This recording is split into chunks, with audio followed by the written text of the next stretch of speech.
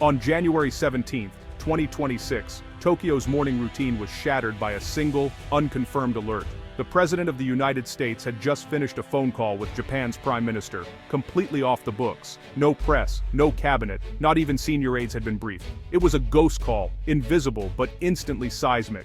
The Kante, Japan's seat of power, was thrown into confusion as staff scrambled for answers that didn't exist. The call lasted 25 minutes, an eternity for an unscheduled chat, a blink for a summit. Scheduled calls between allies are usually choreographed, with weeks of prep and joint statements ready to go. This had none of that. It was raw, unfiltered, and left a trail of confusion and speculation. What could be so urgent to break protocol so completely? The question echoed from Seoul to Singapore. The US-Japan alliance has been the Indo-Pacific's bedrock for decades.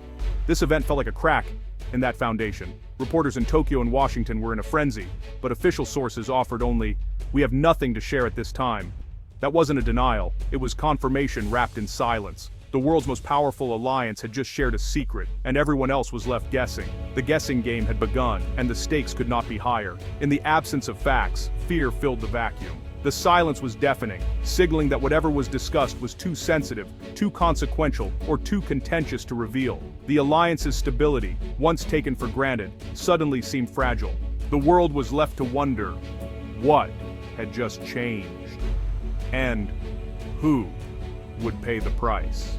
The call's 25-minute length became an obsession for analysts. Too long for pleasantries, too short for a full negotiation. This was a direct, urgent message. Likely, it was a one-way communication, a warning or declaration, not a discussion. In diplomacy, silence is rarely empty. Here, it was a message in itself.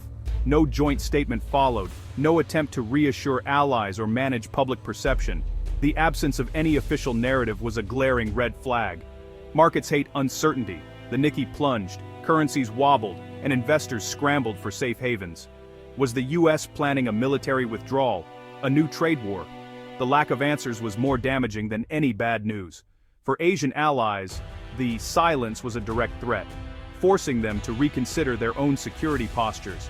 Could they still rely on American commitments if the US-Japan relationship was in turmoil? The silence from Washington and Tokyo forced every capital in the region to confront questions they'd hoped never to face. The alliance's silence was filled by the noise of panic. In the Indo-Pacific, uncertainty is the most dangerous currency, and now, it was in full circulation. Inside the Japanese Prime Minister's residence, chaos reigned. Senior officials were blindsided, excluded from a conversation of monumental importance. The breach of protocol undermined confidence and unity at the worst possible moment. In Washington, the State Department and Pentagon were equally in the dark, fielding frantic calls with no answers. The call had been firewalled at the very top, bypassing the institutions meant to ensure stability. Most glaring was the absence of a joint statement, the cornerstone of alliance diplomacy. Its omission signaled discord, not unity. To rivals like China and Russia, it was a sign of weakness. For journalists and analysts, it was a puzzle with no solution. The silence defied all norms, leaving the world to fill in the blanks. The result: crisis, confusion, and an alliance on the brink.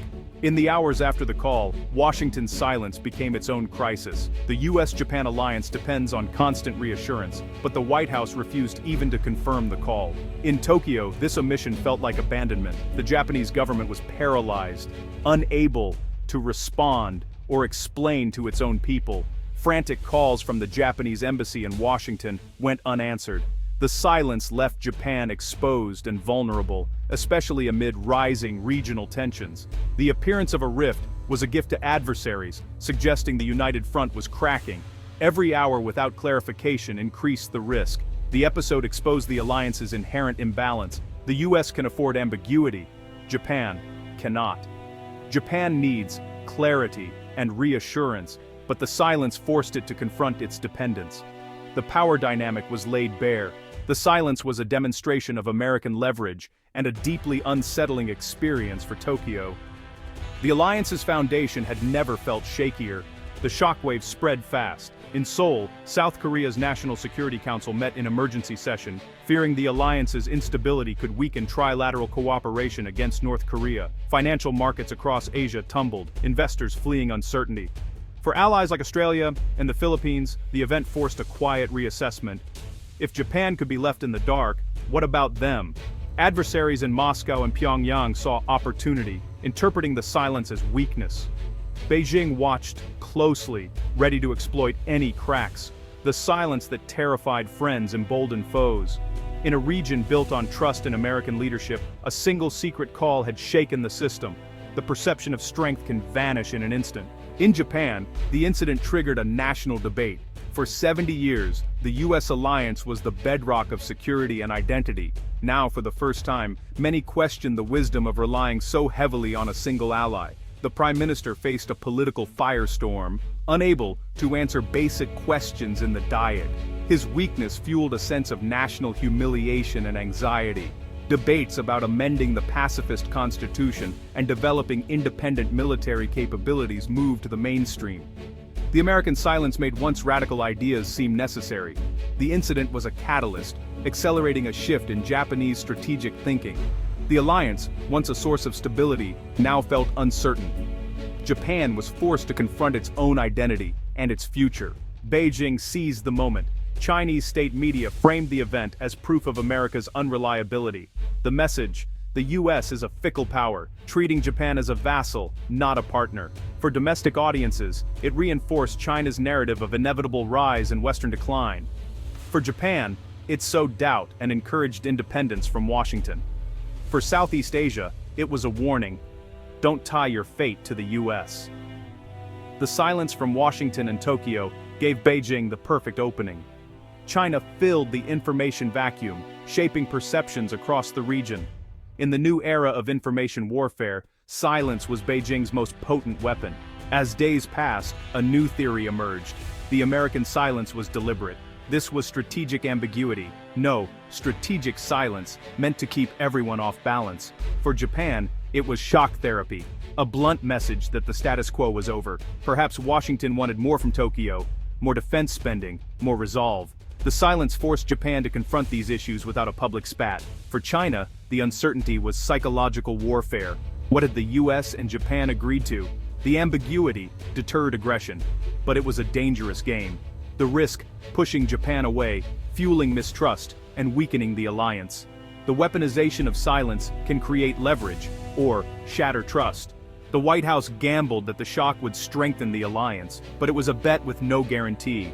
Nearly 2 weeks later, the first signs of a thaw appeared, not in words, but in images. The U.S. Secretary of Defense visited Tokyo, shaking hands with his Japanese counterpart. The Japanese ambassador met the U.S. National Security Advisor in Washington. The message: